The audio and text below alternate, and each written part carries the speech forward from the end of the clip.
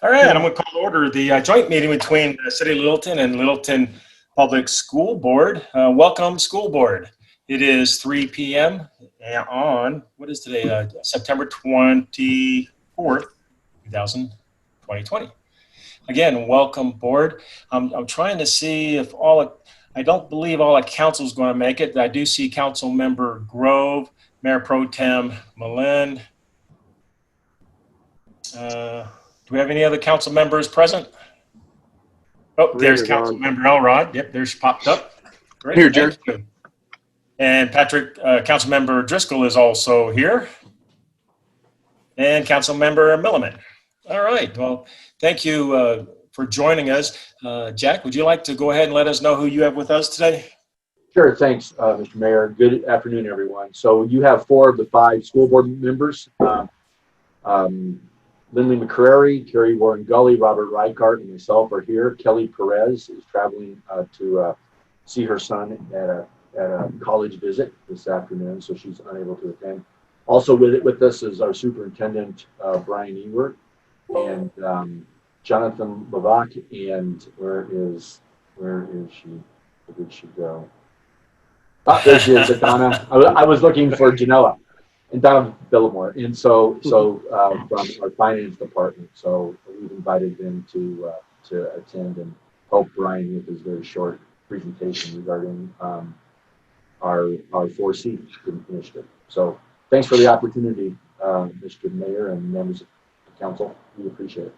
Great. Well, thank you again for taking this time, everyone, out of the middle of a day, well, the end of the middle of a day, I guess it would be at this point, for another Zoom meeting. And again, thank you for taking that time. But it's been over a year, I believe, because we've had to cancel whatever meetings that we normally have with you in the past. And we've always had good dialogue with each other. Sometimes you even bring in some of your principals and things. I don't know if you have any of those with us today, but they're always, it's always a neat to have them with us as well. We also have with us our city manager and our city attorney, as well as a couple other folks from our city staff. So, and I think at this point, Mark, would you like to give us an update on some of the operations that you're up to? Yeah, I think if you don't mind, I'm going to turn this over to Brian first. I think let's let him spend some time. I think I heard a little bit over lunch what the school board's having to wrestle with. And I think I told Brian I'll never complain about my job again. You guys have got your hands full here, so I'd be happy maybe afterwards to share a little bit about where the city's at. Right. Okay. Hello, Brian. Hang on just a second. I'm going to share my screen here. It's going to take me a minute to figure out. I'm not completely competent in Zoom here, so hang on just a moment. It's hard. The school district does everything in Google Meets, and so those of us who work outside the school district do everything in Zoom. And I feel the same way Brian does when we do the Google meetings. I have no. Okay, so I think can you guys? I'll open it up full screen here in just a second. But we have 2 other guests that I've invited to join with us, and that is our co-chairs for our Citizens for LPS Yes on 4C Citizens Committee, and that's Angela Christensen and Aaron Weaver. And they're going to be sharing just a little bit of information about the work that they're doing to get the word out on Yes on 4C. So let me just go to full screen here if this works. Can you guys see this? Yes, I do. Okay, hang on. Now is it full screen? Yes. See, I've transferred my Google skills into Zoom here. So what we're going to do, we're going to show you portions of a presentation that we've been doing almost every night now, twice. And we have about 16 of these sessions scheduled with our community so that they can understand, first of all, how our school year is going. We've opened up in an unprecedented time of a pandemic, and it has been quite a lift. It's been incredibly challenging for staff. And so we wanted to be out in front of our community this fall to talk about some of those challenges. And then added to that, we wanted to give them just a short update on some of the exciting things that are going on around our bond that we passed in 2018. And then also making sure that they're well aware of the story of the Littleton Public Schools budget which is really driving us towards a mill levy override in November. So this is a modified portion of that. It'll be much more condensed. We are giving this presentation, I think, 6 more times next week. So you're happy to join in if you want the length of the long version of it. So I want to just share just a couple of things that we've been doing here in Littleton Public Schools before we get to the budget and mill levy piece. And as you know, we did open up. We were hopeful that we could open up school as regular, and that just did not happen at the secondary level. So with all of our safety and health protocols in place, and also working with Tri-County and also with the state of Colorado, we were able to open up all of our elementary schools in person, 100% open. And at middle school and high school, we've had a hybrid blended approach, which has been quite a challenge, not just for parents and kids, but also for our teaching staff as well. And we acknowledge that it's just hard. And then we also have the ability, and we did a lot of training in that last week before schools opened, to prepare our teachers to go remote and pivot immediately into a fully remote operation should we have to either quarantine their classroom or quarantine a cohort or shut down an entire school. And now we've had the, I guess, opportunity, if you will, to try that at both high school, middle school, and elementary. And then we also have the 100% online program, which we call TOPS, which is a temporary online program for students. And we have over 1,700 kids in our temporary online program. And we are not, as you know, an online school district. And so this has also been a tremendous challenge for us to get that up and running and try to provide the same quality that we have in our brick and mortar buildings. And we're getting better at it every day, but I will tell you, it is not easy to flip a switch and go to a fully online program. So some other exciting things, I want to show you just a snippet of video. Now this is over in Centennial, but we've got hopefully a plan to come with a new school in the city of Littleton as well. But this is on the Ames property. The school has not been named yet. The community is involved in a process right now to name this school. You're looking due east right now. That's the front entrance of the new Ames Elementary School. And if we do have an opportunity to build one of these new schools in the catchment of the city of Littleton, it will look very much like this school here, a prototype. You look at the back corner there on the left, that's the brand new full-size gymnasium. In the front box that you're looking at there is the performing arts area and the cafeteria, and you also see kind of the superstructure of the classroom wings as well.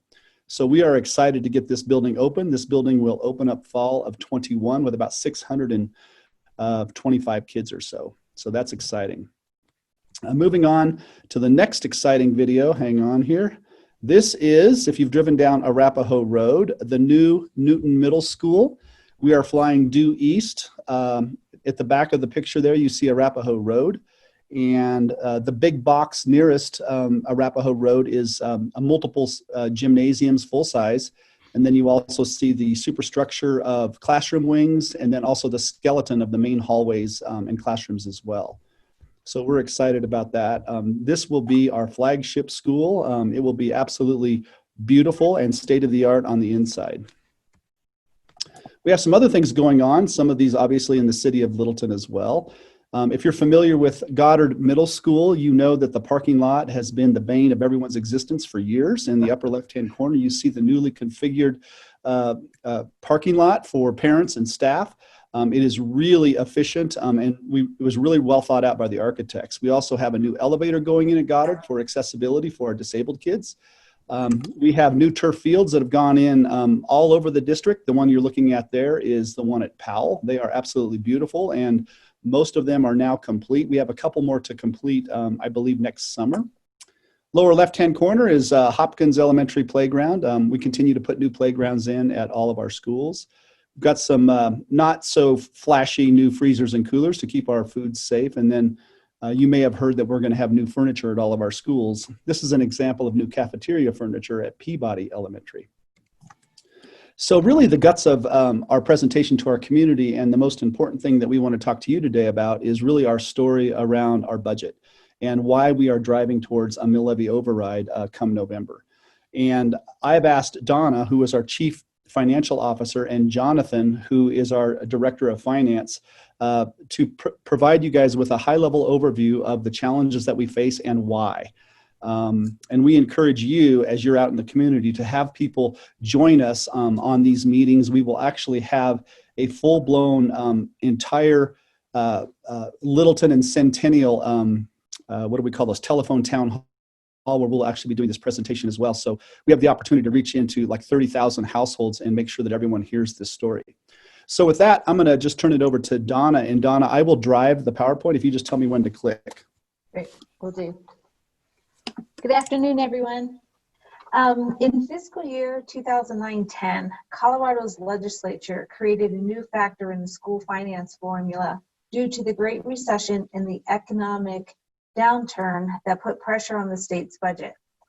The budget stabilization factor is a state budgeting tool that proportionately reduces the amount of total funding for each school district. A summary of the annual funding reductions by the state to LPS since 2009-10 is shown on this slide. This current year, 2021, is the largest annual reduction in the amount of $18.5 million. The state has withheld $157 million of funding to LPS over the past 12 years, over a $9.3 billion cut statewide. Next slide. Thanks to the generosity of LPS voters, mill levy override elections in the past have helped LPS continue to keep the level of excellence a community expects and its students deserve. LPS is fortunate to have overwhelming community support, passing every bond and mill levy override ever brought to an election.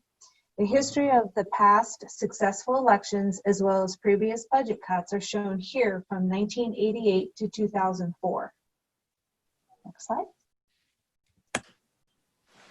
Many budget cuts were made from 2008-09 to 2010-11 until the $12 million mill levy override election in November of 2010. These dollars have sustained the district's operations and state funding cuts for 10 years. Until now, LPS has been able to absorb increasing costs to the general fund with these mill levy override dollars, but it can't do so any longer. These funds can no longer support the current state cut of $9.3 million. Most recently, the district cut $4.2 million, and future budget cuts of $9 to $12 million are projected in 21-22. No state solutions are in sight. The state is unable to fund public schools to the point that people in programs, the very things this LPS community values the most in schools, will be cut in 21-22 if solutions are not found. Next slide. During the budget development process in June, we identified fiscal year challenges and unknowns. These included the cost to restart school and the actual October 1st enrollment numbers, which is the basis for school funding. As of earlier this month, the district's enrollment is lower by 700 students when compared to projections. We have seen a lower number of preschoolers, a higher number of students being homeschooled, and families moving out of state. This lower enrollment number equates to a loss of revenue of approximately $900,000. LPS is not the only school district with lower than projected students. The metro area is down approximately 10,000 students. Other unknowns for this year include a potential mid-year rescission from the state, meaning further state reductions after January. Although the district received federal funding from the CARES Act of $6.6 million, this is a one-time revenue source only and will not be available in future years. And we don't know if there will be any future school closures due to the COVID virus and any related costs.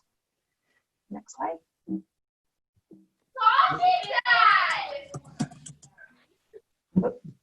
Back one. There you go. Sorry. That's okay. This slide summarizes the estimated COVID costs.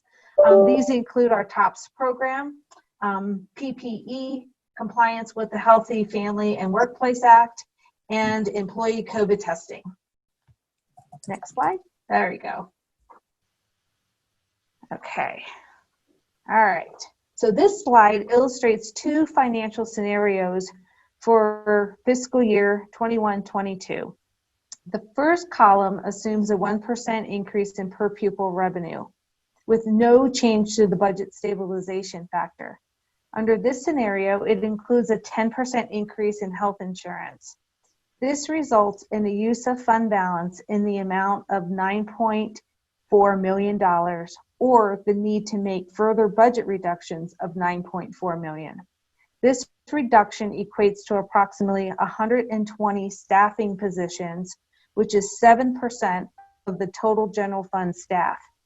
This reduction, without any budget reductions, the remaining fund balance of $7.5 million covers the restricted TABOR reserve of $5.1 million, leaving only $2.5 million for other fund balance categories. And it is important to note here that had the state not reduced funding of $9.3 million in 2021, this scenario would show a balanced budget. So transitioning to the second column, this scenario also assumes a 1% increase in per pupil revenue. However, it assumes further state reductions of $5 million, thus making the state's budget stabilization reduction $23.5 million. The state's September forecast is out, and we will be working with our lobbyists to get a better understanding of what the state's budget reductions will be next year. So this estimate will be changing as we get more information. As for expenditures, it also includes the 10% increase in health insurance. This results in a fund balance of a use of fund balance of $14.4 million, or again, the need for further budget reductions of $14.4 million. This reduction equates to 184 staffing positions, which is 11% of the total general fund staff. Without any budget reductions, the fund balance is only $2.5 million, and the district would need to find another source for its restricted TABOR reserve of 5.1. Next slide. So the 21-22 uncertainties will continue with October 1st enrollment, potential state funding cuts, additional COVID costs, employee compensation, and health insurance rate increases. Brian, you're up. Okay, so Brian, I would like to recognize that Councilmember Fay joined us right after we started, so we have a full council. okay, great, welcome. So the next two slides, I think it's 16 and 17 in this slide deck, really demonstrate the magnitude of the problem and the magnitude of the cuts that our school district will have to face should we not pass a mill levy override in November. These are cuts that this district has never experienced before at this level in 1 year. So, and the board has not even begun to examine the kinds of cuts that we're going to need to make yet. We have a financial advisory committee that's been established by Donna, and they'll be taking a look at everything. But this will give you a picture of just the serious nature of our situation. For example, shortening our school year by 10 days, that gets us to $6 million. Cutting our transportation schedule in half gets us another 3.1. And these are really draconian cuts. And so that's why we want to be out in the community as much as possible, telling the story about how we got here. Donna, would you talk just a minute about the financial advisory committee that we've stood up from the community? Sure. So the financial advisory committee reports to the superintendent, and we will be meeting 4 times this semester. Membership includes level principals, community members, and district staff.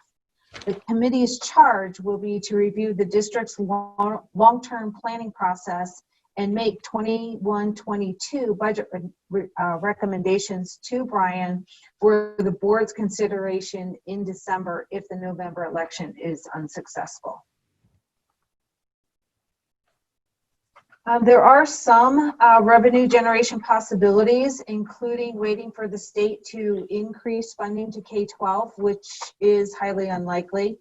Waiting for a statewide election to increase funding to K-12, which is also highly unlikely, or the passage of a debt-free schools mill levy, which gives the community the opportunity to help the district solve the lack of funding from the state. So before we ever go out for a bond or a mill levy override election, the boards of education in the past and the current board asks administration to go out and do a scientific poll of our community to find out what are the tolerances within the community around a tax increase. So that was done in February, and those results came back fairly typical of what we would see for any bond or mill levy override in the past, about 58 to 62% positive, depending on how the question was asked. And that covered all demographics in the scientific poll. When the pandemic hit, the board said, we're not sure about those results. Let's go take a look in the community again. So Newbridge Strategy went back into the community and did another scientific poll, same demographics. And again, remember that this is a plus or minus margin of error of 5.66%. And the results did change. So real quickly, I'll share these with you. 52% of our voters said that they would still continue to support. Now, that margin of error is pretty tight, and it's much tighter than it typically would be. But you can see that this is what gives us pause during a pandemic to go for a mill levy override. However, it's important to note that we're a public school district, and it's important for our public to be able to tell us, yes, cut $12 million out of the general fund and really change the face of the district, or yes, we're willing to tax ourselves and provide a mill levy override to solve some of these problems within the district.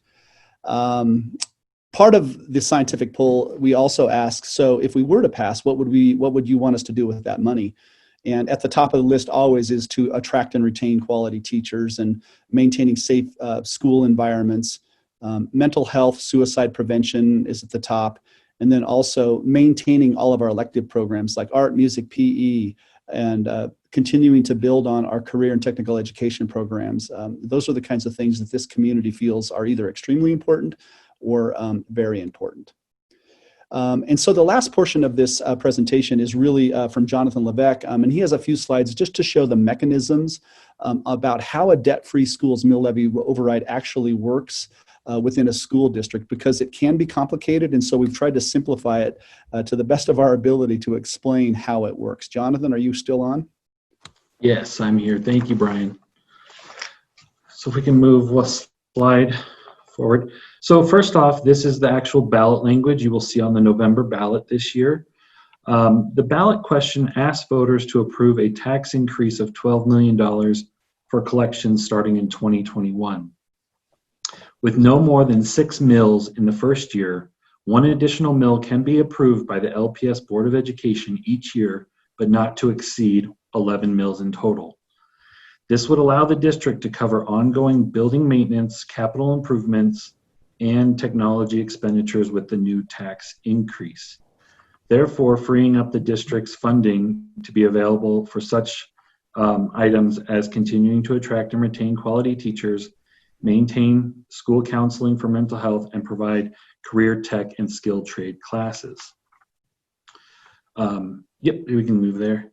So this is the mill, the debt-free school mill levy override is different from traditional mills, and we're going to walk through the mechanics of how this is different. So first, we're actually going to create a brand new operations fund that will be used only for the new revenue stream. And this new revenue stream will be shared with our charters on a per pupil basis to be used in the same manner as the district. Second step, we will identify the allowable expenditures, such as operations and maintenance and technology under the support column, as well as capital projects under the transfer column. These expenditures will be moved to the new operations fund. Step 3, this move of expenditures out of the general fund frees up budget to now be spent on the pre-mentioned items of attracting and retaining quality teachers, mental health support, and career tech programming. The Board of Education will approve an annual budget for the new operations fund, as well as receive quarterly financial reports and an annual audit, including the new activities in the operations fund. So we can go. So how does this impact LPS residential property owners? Raising $12 million in the first year equates to projected 5.955 mils. On a house with actual property value of $100,000, the additional cost in the first year would be $42.58, or if you look at it by month, $3.55. We use the $100,000 as an example baseline, but this table can help you estimate other home values. And then here is just the formula that we're using to help people really dial down and calculate their property tax for this new mill levy. Brian? Sure. So the last slide that we have for you is just really an introduction to our Citizens Committee, and I'm going to let Angela and Aaron speak just a little bit about the work they're doing in the community on Yes on 4C, so that the City Council is also aware of the work that's going on out there. So Angela or Aaron? Thank you, Brian. Council members and others, thank you for the opportunity to speak with you today. My name is Angela Christensen, and I'm here with my co-chair, Aaron Weaver. We are representing the Citizens for LPS Campaign Committee. And we agree with the LPS Board of Education's decision to move forward with plans to place a mill levy override on the November 2020 ballot. We believe that schools are truly the anchors in our community, and quality schools are something we all value. Our committee is working diligently toward the successful passage of ballot issue 4C. We both have skin in this game, as in the fact that we are both LPS parents and are active members of school and district committees. I have twin boys who attended Highland, Euclid, and are now freshmen at Heritage. As Donna shared, Littleton Public Schools is fortunate to have a community that has overwhelmingly passed every bond and mill levy override ever brought to an election, and we want 4C to be no exception. It's clear that the Littleton community values LPS and that our two entities have a strong partnership. The LPS's Board of Education's All Means All resolution was put in place to strive to ensure that 100% of LPS students will graduate prepared for meaningful post-secondary opportunities, while also having the ability to experience music, arts, athletics, and other extracurricular activities. Passing 4C will help support these opportunities and experiences that our community has grown to cherish as key facets of an LPS education. I'll now pass things off to my co-chair, Aaron Weaver. Hi, everyone. Thank you. I'm Aaron Weaver, and I am the product of Littleton Public Schools. I graduated from Arapahoe High School. I have two kids in LPS who have come up through Runyon Elementary, Euclid Middle School, and who are both now at Heritage High School, a daughter who's a senior and a son who's a freshman. In fact, some of you may remember my daughter, Aubrey. She actually spoke before one of the Envision Littleton events. It was the same night that featured the state demographer. She really enjoyed that opportunity, so thanks for that. Throughout all these years as an active and involved parent, I've had the great honor to meet other parents like Angela and those on our Citizens for LPS committee. We have a very active campaign committee that recognizes the importance of a quality school system to this area's success. Our committee welcomes the support of all citizens within LPS boundaries. We ask folks to please visit our website, www.citizensforlps.org, for more information and to contact us to volunteer. We welcome volunteer community members to display yard signs, help with text banking, walk neighborhoods and drop off literature, and support 4C on social media. So our committee does understand that this is not the most ideal time, economically or otherwise, to ask the community for help, but a quality education is what we have come to expect from LPS, and we want to ensure that continues. So as your Envision Littleton plan notes, Littleton's strong school district is a real draw or a community of choice for new residents. Additionally, many older residents, such as my parents, who are 50-year Littleton residents, really appreciate and value the strong foundation LPS education provides. So more than ever, we think we need to come together as a community and support 4C to keep our schools strong. 4C really is about our kids, our schools, and our community. So with that, I'll thank you again for the opportunity to share about this important endeavor, and I know Angela and I are happy to answer any questions you have. Great. And so that's really our presentation, and I'm sure that maybe Jack or other board members may have a few comments to make as well. And so Jack, I'll let you go ahead and take it from there, and if you want to add anything, and then we'd certainly be happy to answer any questions that might come from council. Thank you. And what we can do as far as questions goes, if I could have folks use the icon, raise the hand. That way I can take them all in order.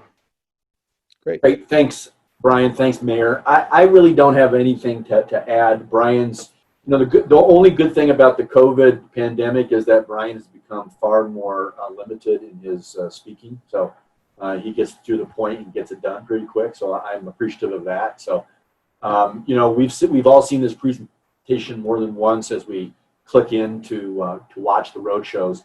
The questions we're getting from your community are really good ones, and actually give us hope that those folks that we're reaching are really concerned about maintaining the quality of public schools in this community. I've always told city councils that we are a symbiotic relationship, that we are a good school district because of the communities in which we are in. And we think that we help make your cities a better place. So we are a partnership that we value, and we have appreciated your support in the past. I've had the chance to talk to council before about your budget approval of helping us fund SROs. That is so critically important to us.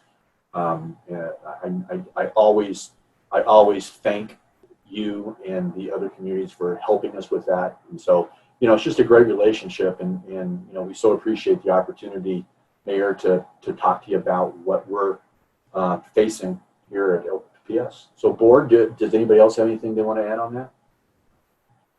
Okay, Mayor, back to you. Great. Well, thank you very much for the presentation. That was very helpful for all of us.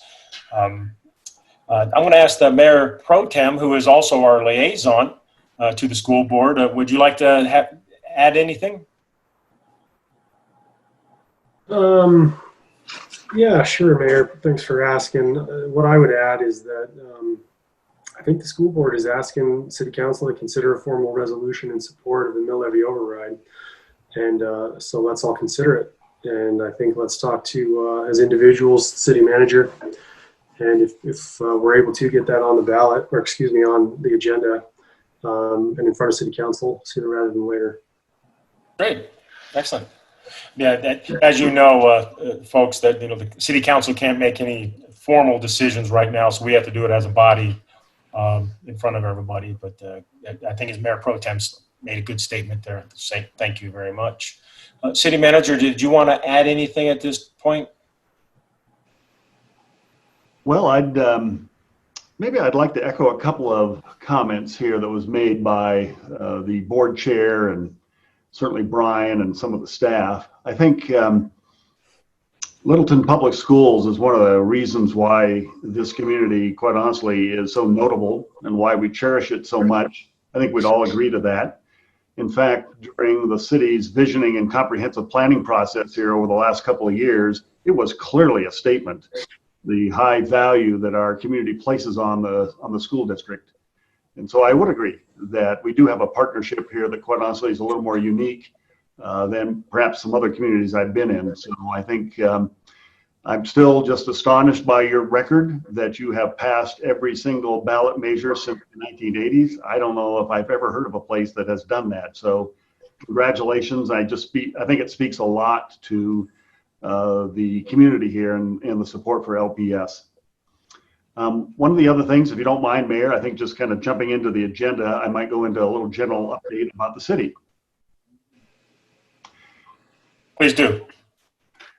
I think we're different. The city is obviously financially structured different than the school board. You rely on property tax. We, on the other hand, are highly reliant upon sales tax. In fact, we only have 2 mills of property tax here for our general fund. And so as the economy goes, so goes the city. And so we've had a pretty tough struggle here with that. And no doubt you've watched that play out here, not just with us, but many cities across the state and the country. And so we are generally seeing a reduction in all revenues of about 7 to 9%. We've had to take some measures here early on to kind of control costs.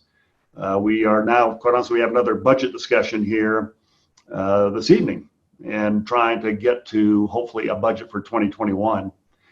So the general fund is where obviously all of our programs and services generally rely here. And so we've had to make some reductions across just about every single department. We rely on a priority-based budgeting analysis to help us decide what's the real priority here based on programs and services, and not just a standard cut or percentage across all departments. And so we're in the midst of that with a council discussion. I think what we do have lots of our buildings who are currently closed. Littleton City Hall, for example, we take reservations for access here depending on what the issue is. So we still are basically closed. Library, museum, we have limited openings for that. We've had to reduce staff there just based on financial concerns. No doubt you are keenly aware of what's going on there at the library.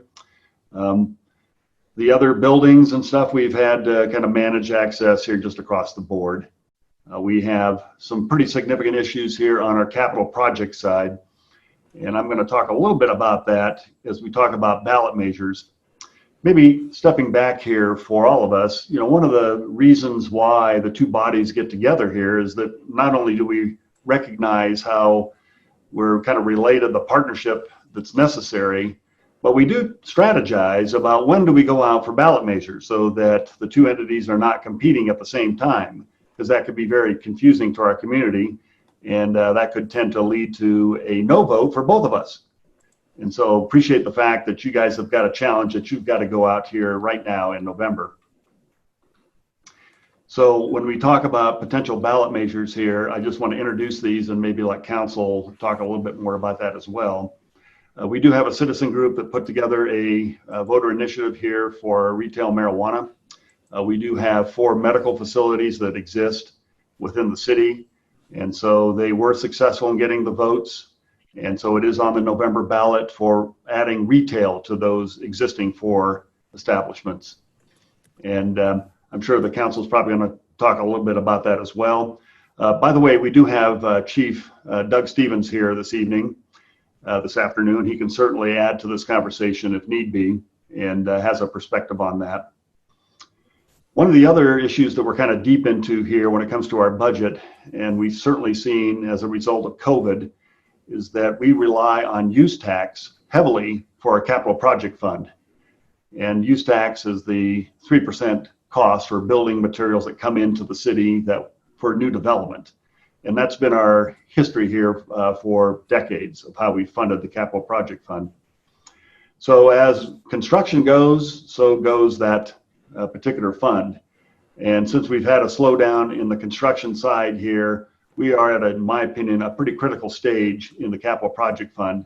And we have a collection of all sorts of things in there that, in my opinion, probably should be in the general fund and not in the capital project fund. For example, fleet.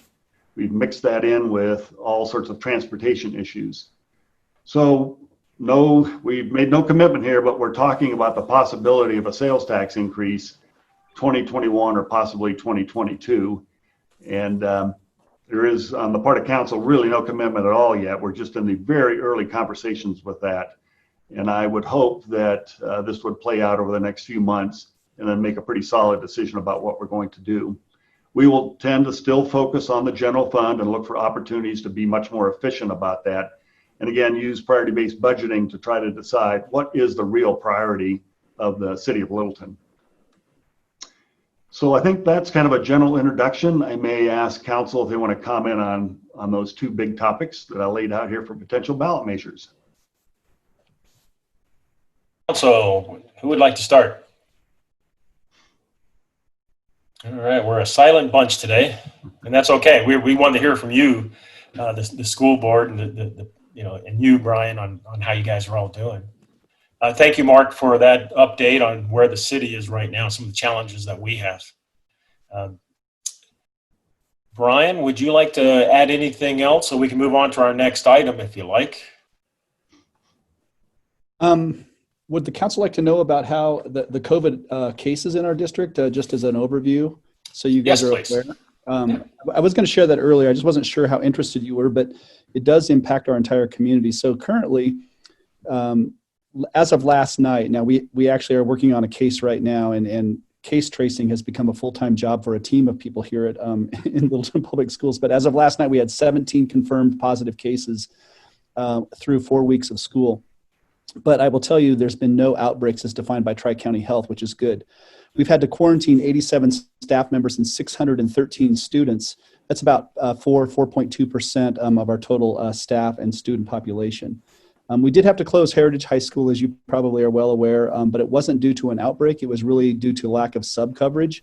We just didn't have enough adults in the building that day with 27 teachers in quarantine.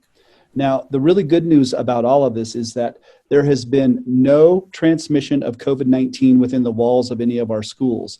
All these 17 cases have come from the outside to the inside where they were caught.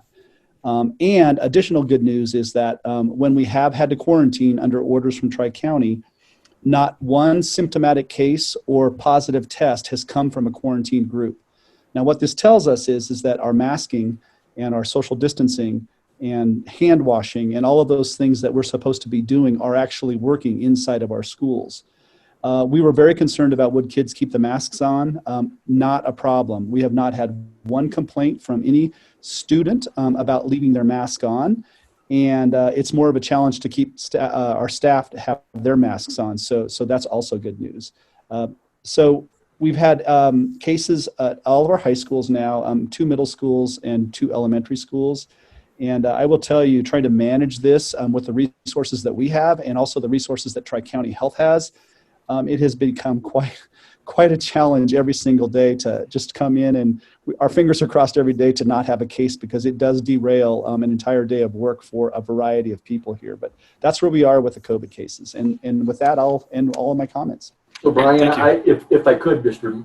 Mayor, I would just like to underscore a couple of things there. So there are 17 confirmed cases in a district with students and staff of about 17,000. So if you think about that, that is a very, incredibly small percentage. And so as much as it feels like to some parents that we're bouncing in, we're bouncing out, we're shutting a classroom down, we're making kids that don't have a quarantine, it's working.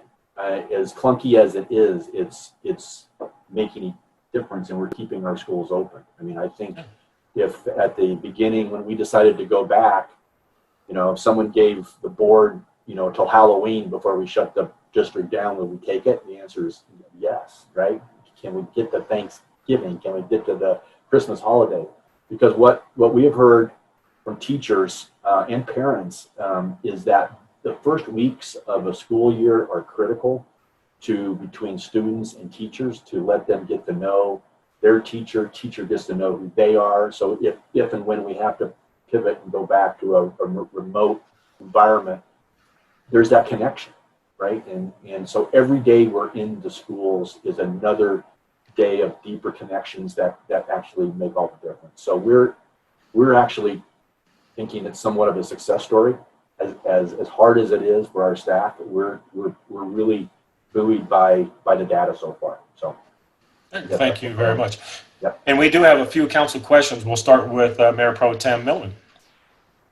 Yeah, Brian, correct me if I get the details wrong here, but I think another thing the district is doing that is wonderful as far as being proactive in the face of COVID is you all are providing a free COVID test available every 2 weeks to the staff. So every 2 weeks, like clockwork, my wife, who's in early childhood education at the village, goes and gets her COVID test. And I think that's an outstanding program, and I really want to applaud you all for making that available. Yeah, that's correct. Our teachers, anyone who has contact at the school level, they can go in once every 2 weeks. And then those of us who don't have contact within the schools, we can go in every month. So we're hopeful that our staff take advantage of this. In the best scenario is everyone goes in every 2 weeks, because it's kind of that 14-day cycle. But we have caught several cases that I just mentioned within that COVID Colorado check. Great, thank you. Council Member Milliman. I literally wanted to get up and start doing my happy dance, but I controlled myself. I'm so incredibly proud of LPS and what you've done, given the circumstances that you're in, with all of your policies, with with working with the teachers and the students, by keeping the numbers down within the school, you're keeping the numbers down in the community. And I work for Children's Hospital, and I can't tell you how incredibly grateful I am as somebody that works in healthcare. All of the steps that you're taking really have an impact on our entire community. So I cannot thank you enough for doing that. And it makes me so incredibly proud, again, to be a part of the LPS community.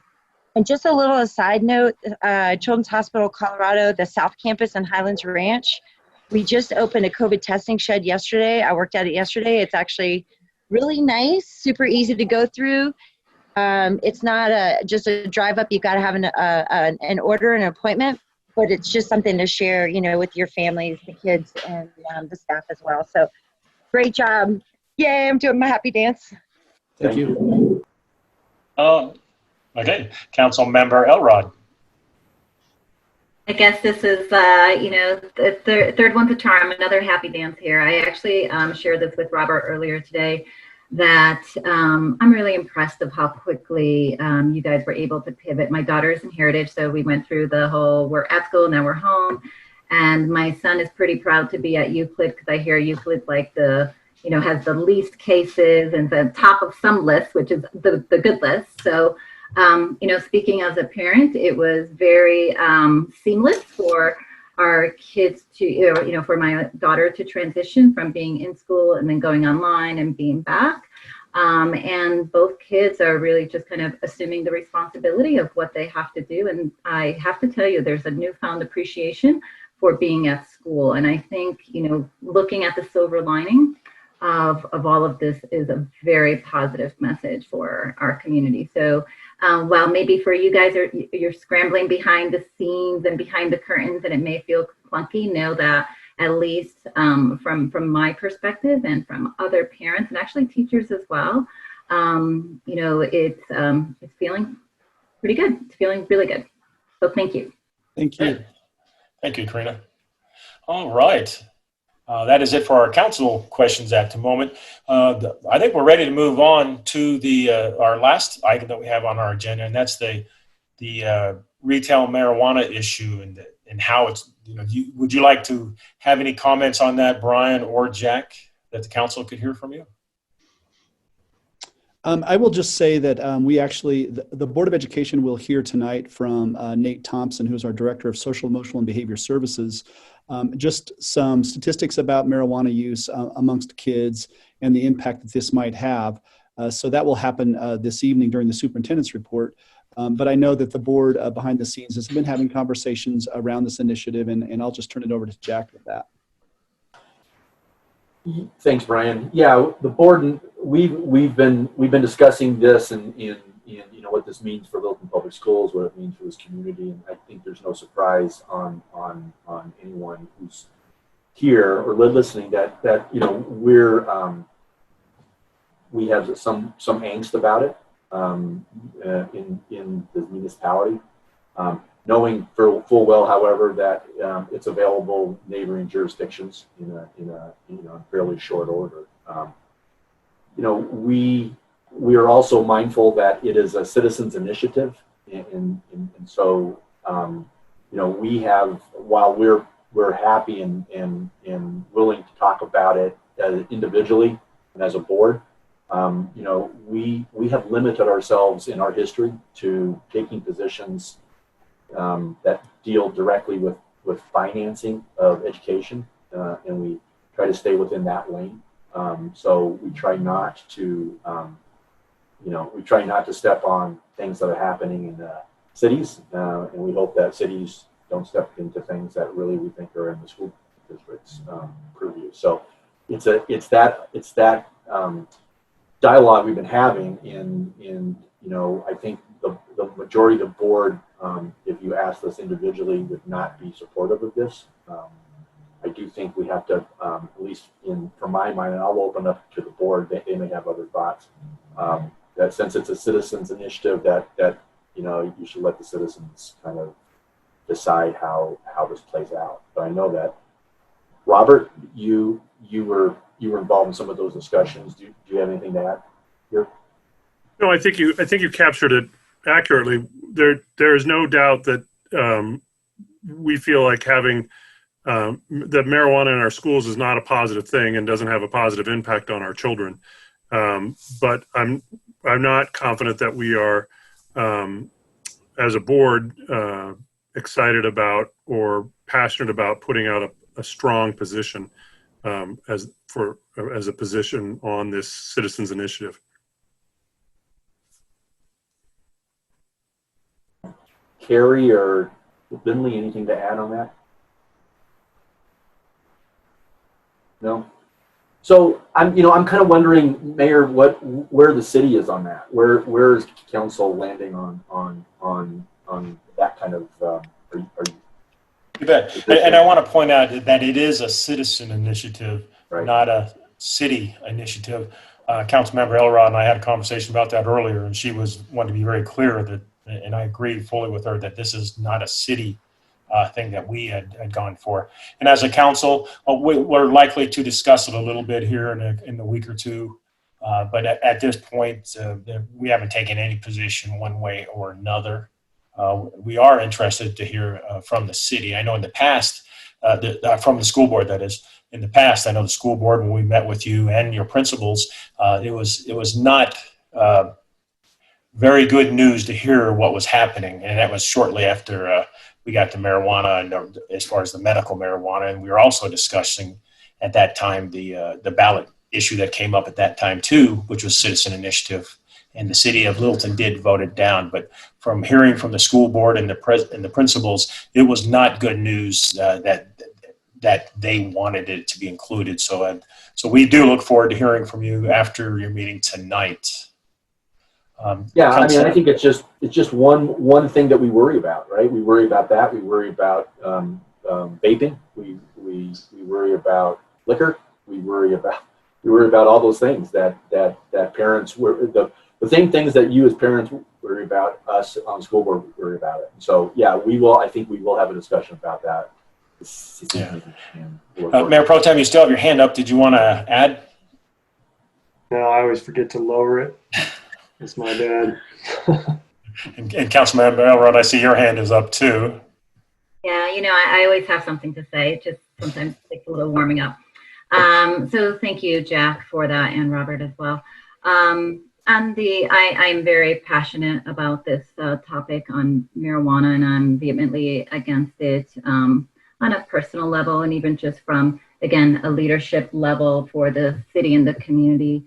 The impacts, obviously, that it has in the school, then obviously has impacts to the greater community. The impacts it has in the community, it has to the school. It all comes back to that being very symbiotic, or but a couple of clarifications I do want to make. Again, it's a citizen-led initiative, but it is very different than what you guys are doing for 4C. This was actually initiated by the industry here in Littleton, and it was a signature. They hired a company to go out and get signatures. So it's not necessarily. I wouldn't try to compare it to what you guys are doing as a citizen-led initiative. Unfortunately, that's how it's represented, but it is not completely that. So that's something that we're just concerned about, and this is why, and to a certain degree, I'll speak for myself personally, that I am very concerned about how this is being received or perceived by our community, that it's either city-led or truly a groundswell from our citizens. So that's obviously one of the optics that we'll have to try to navigate through.